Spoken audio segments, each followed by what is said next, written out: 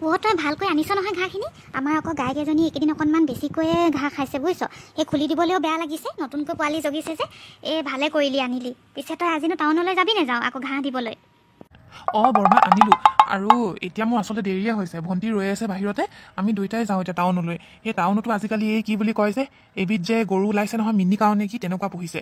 সেইকাৰণে তাতো সেই ঘাঁহ দিবগৈ লাগে, মানে খাব লাগে বোলে, মানুহে তেনেকৈ যোগাযোগ কৰিছে আকৌ। হ'ব দিয়ক, মই গৈ থাকোঁ।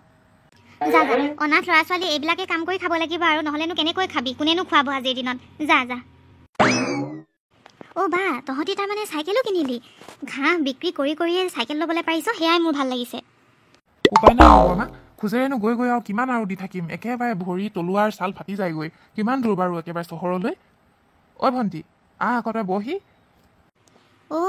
তাই যে ডাঙৰে হ'ল। বহি লোৱা। দাদাই সোনকালে যাবলৈ বিচাৰিছে। হ'ব ব'ল। ঘাঁহ বিক্ৰী কৰিলে আজি যদি পইচা দিয়ে মালিকনী বাইদেউহঁতে, তেতিয়া কিন্তু মোক তই আইচক্ৰীম এটা কিনি দিব লাগিব। সদায় আনক খোৱা চাই থাকোঁ, মোৰতো খাব মন যায়। ৰচোন, যাবলৈ লৈছোঁহে, পইচা পাওঁ বা নেপাওঁ চাই লওঁচোন। যোৱা লাহে লাহে যাবা, আজিকালি আকৌ গাড়ী ঘোঁৰাও বেছি নহয়। হ'ব বৰমা, গৈ থাকোঁ।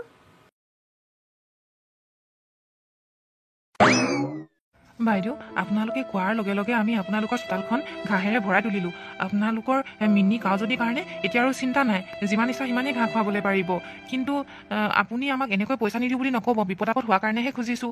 এমাহ পূৰা হোৱা নাই গম পাইছোঁ, কিন্তু আপুনি মোৰ ভণ্টিৰ মুখলৈ চাওকচোন। তাইও কিবা কিবি হেঁপাহ কৰে, তাইক কিনি দিবলৈ কাৰণে যে পইচাকেইটা দৰকাৰ, সেইকাৰণেতো আপোনালোকৰ ইয়ালৈ চাইকেল মাৰি আহিছোঁ। তুমি ক'লেই মই তোমাক পে'মেণ্ট দি দিম নেকি? 1 মান্থ কমপ্লিট নোহোৱালৈকে তুমি পে'মেণ্ট নোপোৱা। আৰু এইবিলাকৰ ক্ষেত্ৰত মই বহুত ষ্ট্ৰিক্ট হয়। যেতিয়া দিম বুলি কৈছোঁ তেতিয়াহে দিম। গুচি যাওঁ ইয়াৰ পৰা এতিয়া। মুখখন চাই থাকিব নিবিচাৰোঁ। মোৰ মিনি কাউজনীক মই এতিয়া ঘাঁহ খুৱাব লাগে। ভণ্টি ব'ল যাওঁগৈ, আবেলি হ'বলৈ লৈছে নহয়। একদম মগজ গৰম কৰি দিয়ে। 1 মাহ হোৱাই নাই পইচা খুজি আছে মানে। পইচা কি গছত লাগিছে নেকি? এইবিলাক মানুহ যে এনেকুৱাই নেকি? অলপমান সহায় খুজিলোঁ বা এমাহ নোহোৱাকৈ পইচা খোজা আৰম্ভ কৰি দিলে। তই বাৰু এতিয়াও মন বেয়া কৰি আছ নেকি? তোক মই যেনেকৈ হ'লেও কিনি দিম বাৰু, কিন্তু আজি নোৱাৰোঁ, কাইলৈহে পাৰিম। নহয় দাদা, মই বাহিৰা বস্তু নালাগে মোক খাবলৈ। মই ঘৰত ভাতকে খামগৈ। তই ধুনীয়াকৈ বনাই দিয়ইচোন, সেয়াই খাম। আৰু মই চাটনি অকণমান বনাম বুটৰ, তেনেকৈ খাই দিম। মোক নালাগে। তই ভালকৈ ঘৰখন বনাচোন আগতে। আমাৰ ঘৰখন কিমান বেয়া অৱস্থা হৈ আছে মই এতিয়াহে বুজিছোঁ। গোটেই দেখোন বৰষুণ পৰিলে পানীয়ে পৰে। তেনেকৈ আমাৰ জ্বৰ হোৱাৰ সম্ভাৱনা থাকে।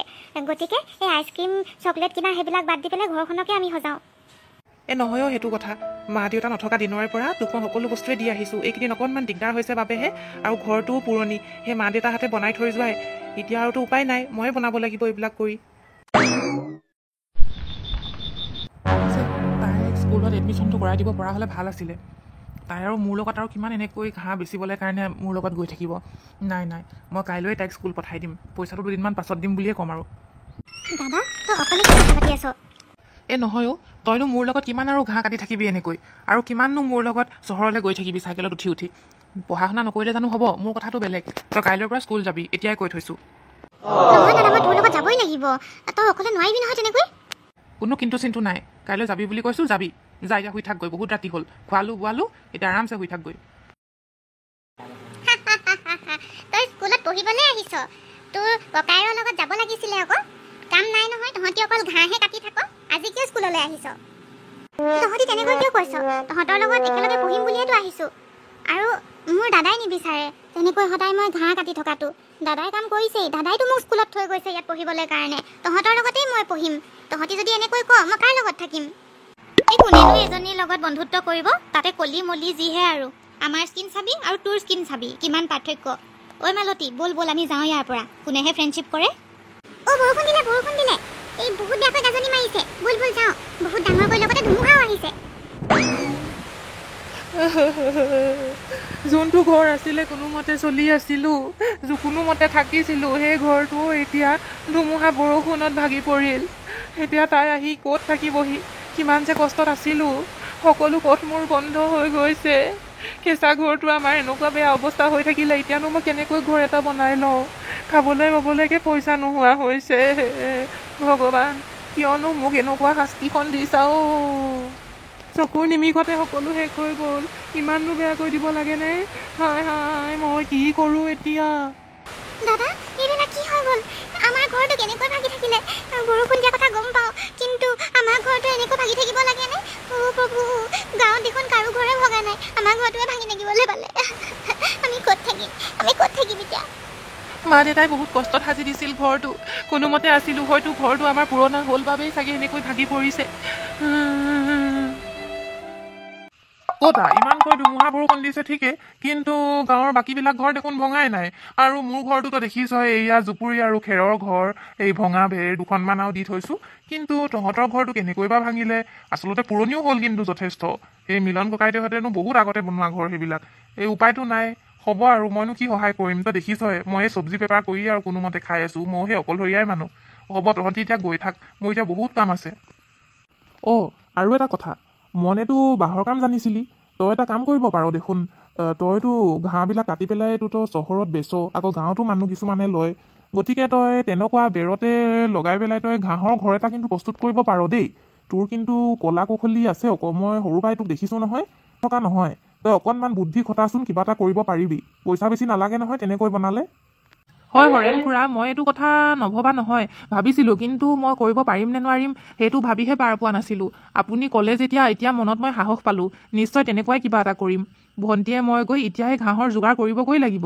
এইবাৰ আৰু গৰুলৈ বুলি আৰু নেবেচোঁ আৰু চহৰলৈও নাযাওঁ, ঘৰটোকে আগতে প্ৰস্তুত কৰি ল'ম ভালকৈ। ঘৰটো সাজি ল'ব লাগিব, তাৰ পাছতহে বাকী সকলো হ'ব।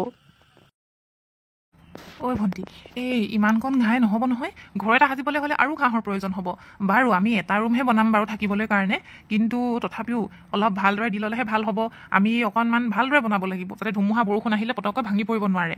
আৰু তই সেইফালে বিচাৰিবি যা, আগলৈ অকণমান যা, তাত আছেনে নাই চাই থাকিবি। মই এইখিনি ঘাঁহক কাটি লওঁ, এইখিনি ঘাঁহ অকণমান ভাল দেখিছোঁ আৰু বেলেগ ধৰণৰ জিলিকনি এটা আছে।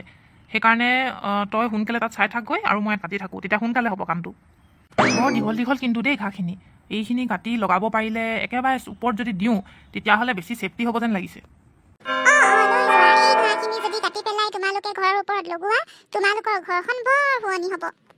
আৰু এই ঘাঁহখিনি অলপ ভাল ধৰণৰ দেখিছিলোঁ আৰু বেলেগ ধৰণৰ জিলিকনি এটা উঠি আছিল বাবে ভাল হ'ব বুলি ভাবি কাটিব লোৱাত এয়া মাত মাতিছে যে, এয়া কি গছ দেৱতা থাকে বুলি শুনিছোঁ, কিন্তু ঘাঁহত জানো দেৱতা থাকে? তুমি ভয় নাখাবা, গছ দেৱতাৰ পৰাইতো মোৰ জন্ম। মই পিছে ঘাঁহত থাকোঁ, মোৰ বয়সো বেছি হোৱা নাই, মাত্ৰ 3 বছৰ হৈছে।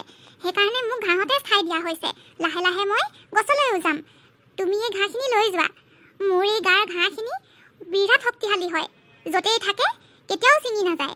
যোৱা, কিন্তু তুমি ভালদৰে এতিয়া কাটি লৈ যোৱা। তাৰমানে ই আমাৰ যাদুকৰী ঘাঁহকে পালোঁ। অৱশেষত এই যাদুকৰী ঘাঁহখিনি এতিয়া ঘৰৰ মুধচত লগাই দিওঁ আৰু তাৰ পাছতে আমাৰ ঘৰটো বহুত ধুনীয়া হৈ পৰিব আৰু সকলো ফালৰ পৰা আমি নিশ্চিন্ত হৈ থাকিবলৈ পাৰিম। ঘৰটো যে সাজি ল'বলৈ পাৰিলোঁ, আমাৰ কাৰণে সেয়াই বহুত। ডাঙৰ সৰুলৈ কেতিয়াও নাচাবি দেই ভণ্টি। নাই নাই দাদা, মই কিয় সৰু বুলি মই মনতে বেয়া পাম। আৰে মোৰ ভালহে লাগিছে, ঘৰটো সৰু হ'বলৈ পাৰে, কিন্তু ইমানেই ধুনীয়া। আৰু দাদা, তই যে ইমান ধুনীয়াকৈ এনেকৈ ঘাঁহৰ যে ঘৰ এটা সাজিবলৈ পাৰিবি বুলি মোৰ একেবাৰে মনেদেহে নাছিলে। মই কিন্তু দেখি যথেষ্ট আচৰিত হৈছোঁ। মোৰ বহুত ভাল লাগিছে মনটো। আজিৰ পৰা আমাৰ নতুন ঠিকনা, আমি ইয়াতেই থাকিম, অৰণ্যৰ মাজত। আৰু লগতে ঘাঁহ কাটি পেলাই আকৌ আমি ঘাঁহখিনি বিক্ৰী কৰি তেনেকৈয়ে খাবলৈ পাৰিম। কিন্তু ঘৰৰ ভিতৰত সোমাবলৈ মোৰ বহুত মন আছে।